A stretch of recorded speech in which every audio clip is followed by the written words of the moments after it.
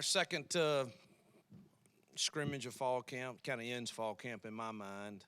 Even though we started school this week, really the camp was the 2 week long, and you kind of have a preseason game one last Saturday and preseason game two. I think the one thing I've got to figure out from our spring game was kind of the weather was iffy, but the two trips we've made in the stadium, we've in my eyes, and maybe it's just the size of the stadium, but we seem flat. And practices this week were really, really good. Y'all got to see one, and I thought the energy was good, and I didn't sense that same energy. And, boy, that's got to – and maybe it changes when the stadium's full. I don't know. But, boy, when we get a chance to go in that stadium and play, there's got to be some juice. And, again, maybe it's been a while since I've been in a stadium that size, and I'm making – but that's what kind of was on my mind. And secondly, just good God, we had SEC officials today, and I got to watch the film. I don't know if they hadn't done anything in a year, and they were flag happy. So I've got to look and see if all these holds and pass interferences and but we had the good thing it was not any of the we had one but on field goal team, but it wasn't many procedural things or alignment. It was all, we got a hold here, or we got a block below the waist here, or we've got pass interference here, or so we got to clean those things up, because it was you'd have a hard time today. We had some really explosive runs called back for holds, and so those are the two things that stood out to me negatively. We had one turnover that was a good play by the defense, probably a poor decision I hadn't watched the film, but from where I was standing on Peyton on the throw, and it sailed a bit on him. And so it was good to see the defense get a takeaway. That's the only turnover we had. And, boy, I thought we ran the ball well again. And I thought Shane Hooks made some really, really, really nice catches. And we got to get others to come along in that room too. Peyton and Robbie both had really solid days. It looks like Peyton was 12 for 17, 2 TDs and a pick. I don't know how many yards. And Robbie was 8 for 15 and 2 TDs. Holden was 7 for 11. So I thought, we, threw and caught it fairly well. Really, outside the penalties and us not stopping the run and just me feeling like it was kind of flat in there, I thought we got good work in, and it was a good way to end camp. And now it's time for us to get a lot of those guys out of those yellow jerseys, hopefully, and get them healthy with 2 weeks to go, and get us a game plan in that we're making sure we're not making mental errors with routes, depths of routes, understanding of landmarks that we need to be at. And I don't know how much of that there was. I know there was a couple of those, but until I watch the film, I won't know. But I know there were a few that I thought really, really hurt a play, because, the receiver's supposed to convert or something and he doesn't, and it's disaster. Really, the best you can hope for when that happens is an incomplete pass and not a sack. So I know I'm rambling a bit, but I think looks like rushing-wise, Jeremiah had the most carries today, but all of them ran well. All of them ran the ball well. So, all right, questions?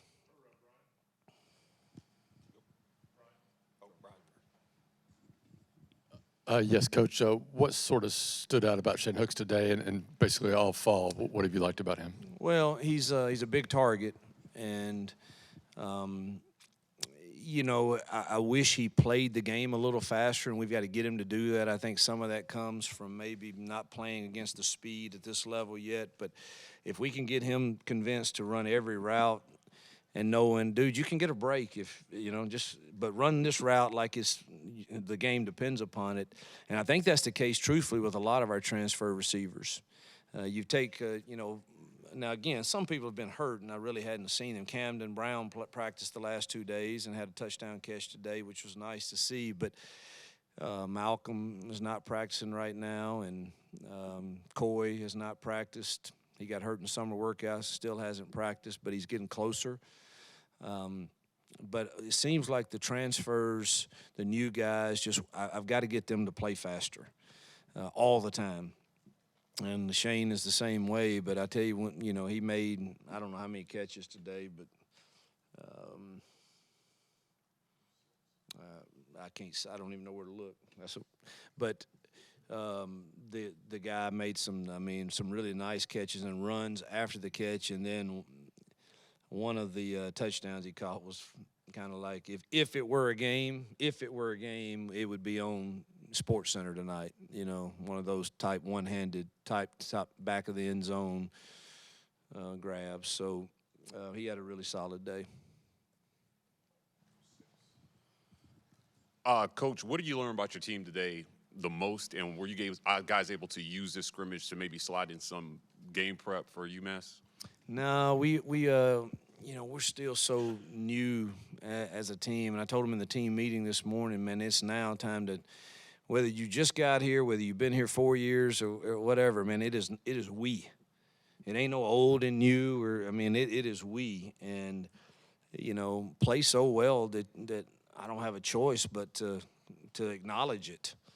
And I think we're still kind of a football game to me is a bunch of individual plays that go for 65 of those or 80 of those, whatever you play on either side of the ball. And it's the culmination of how well you're able to put the last one behind you and play the next one. Irregardless of how good the last one was or how bad the last one was, do we have the ability to put that in the trash and play the next one? And teams that win most of those individual plays have probably a better chance of winning the game if turnovers and things are the same. And I don't know that we're still I think we're still learning to do that. There's still some of the holdover from, well, man, we just lost 5 yards.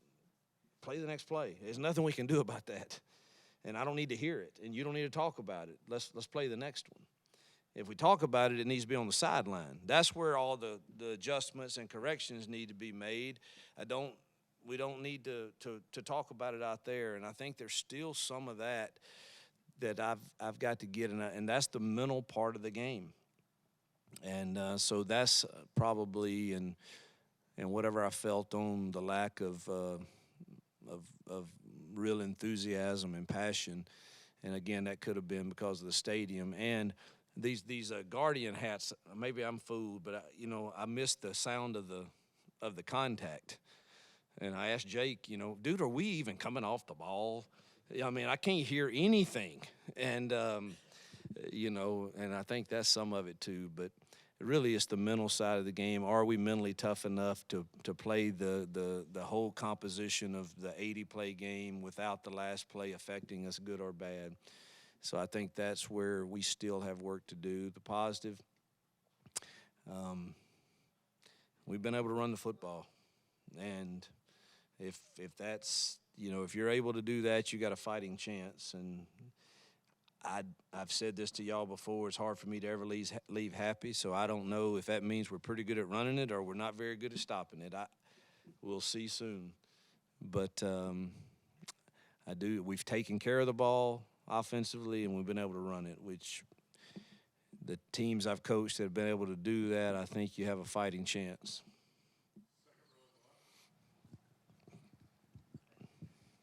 Coach, in practice on Thursday, I know you talked about kind of changing up combinations with the offensive line. There was an interesting group there. I think it was a gunner inside at left guard. What kind of are you looking for in some of these different groups on the offensive line? And did you just today?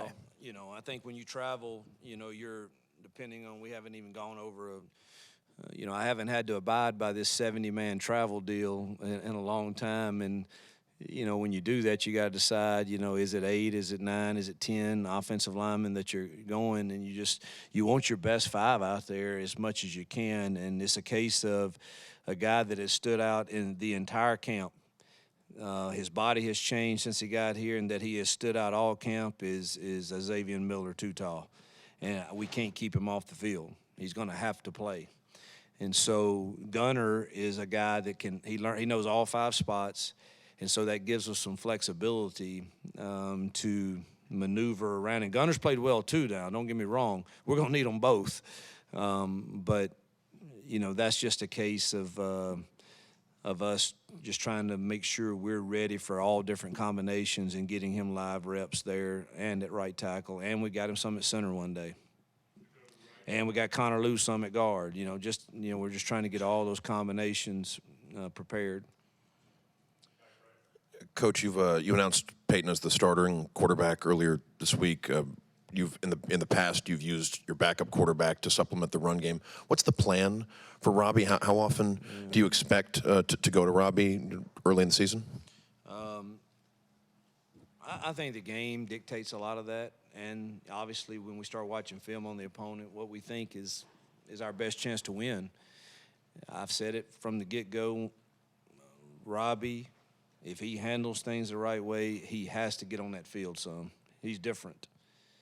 And he's probably had his best 3 practices, the last 3 practices. And so I'm really proud of him, and he's going to push Peyton if he keeps continuing to play like this. Peyton's going to have to play really well. And so I love the competition. I think that's the only way you get better at this level. And they fool themselves if they think there's not competition elsewhere in other schools. This is the way it should be. At this level of a program, we ought to have 3 or 4 quarterbacks that can push each other. And I think every game will be different, but the one thing that I've said and I mean is that guy's different now, and he's got to get some touches. And he threw it well today. So, Coach, after the scrimmage last week, you had some concerns and definitely looking for a stronger week at practice this week. And so what's the biggest difference from a position group or maybe a particular player in growth that you saw from last Saturday to this Saturday?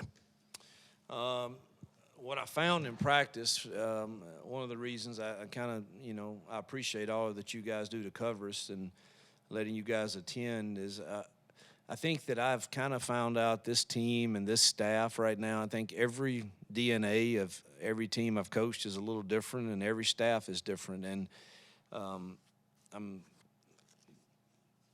truthfully, the last 4 years, I haven't had to be the how shall I say it, the practice jerk. But I've kind of found out that I need to be that here. And calling people out, or I like to refer to it as calling people up. But I think I'm needed to do that here. And so I know you asked me about players, but I think it's more I'm figuring out the coaches too and what I need to do to motivate our team. And that's probably the biggest thing that I thought we had better practices this week because I chose to take the lead on this is how we're going to do it. And I thought we got better. It was back and forth, team run.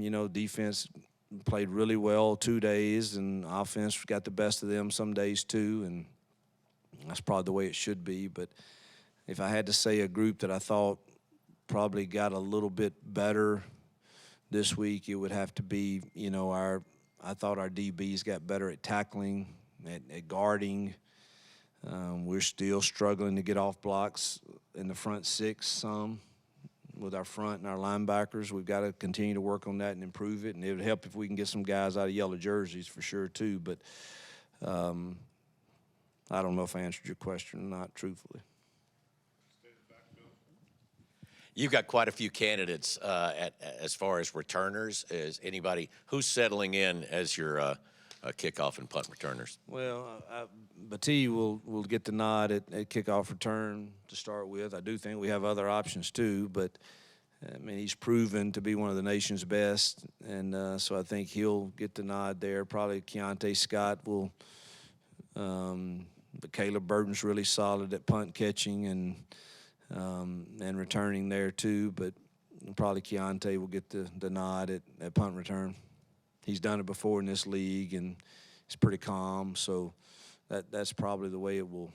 We'll have a couple running backs back there on kickoff, but if we can design it to where we think they're going to kick it, it'll be Batee getting that option. Do you think you saw a little bit less pressing from Peyton today now that he knows he's the starter? Yeah.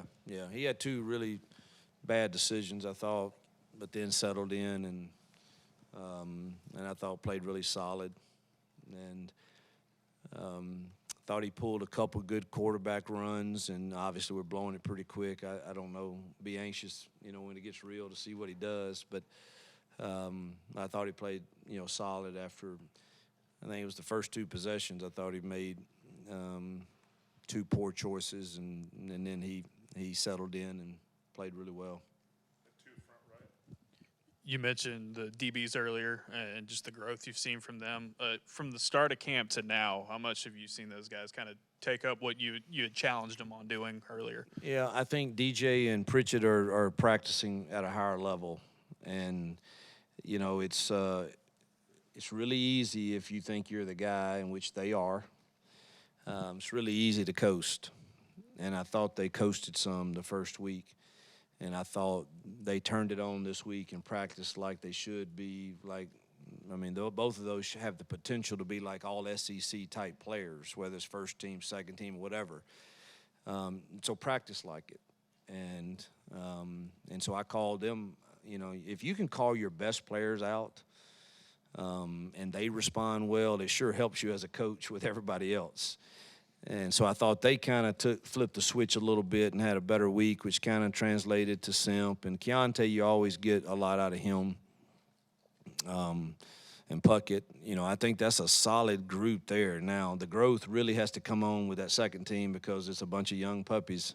I think they're going to be good, but they're swimming a little bit with all the motions or shifts and different coverages. And I really look forward to us getting a game plan in where we see, all right, they can handle this much. And we're smart coaches if we don't give them more than they can handle. The running back group, it continues to, you knew you had guys, but it continues to grow as Jeremiah Cobb comes on, Sean Jackson in there. How do you try to handle guys that can do so many things and you don't have to count on one guy?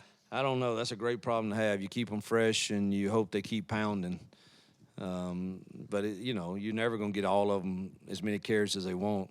But, it's a good problem to have. I wish we had that problem at every room. But I like our depth there. Hugh, you mentioned some of the non-contact jerseys. Was Keldrick able to go today? He tried, but he's not ready. Was Jalen McLeod able to go? No. So we were without, Jalen, Coy, Keldrick, Malcolm, Austin Keys,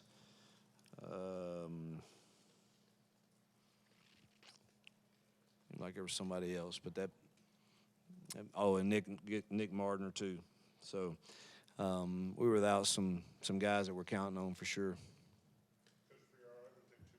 Yep.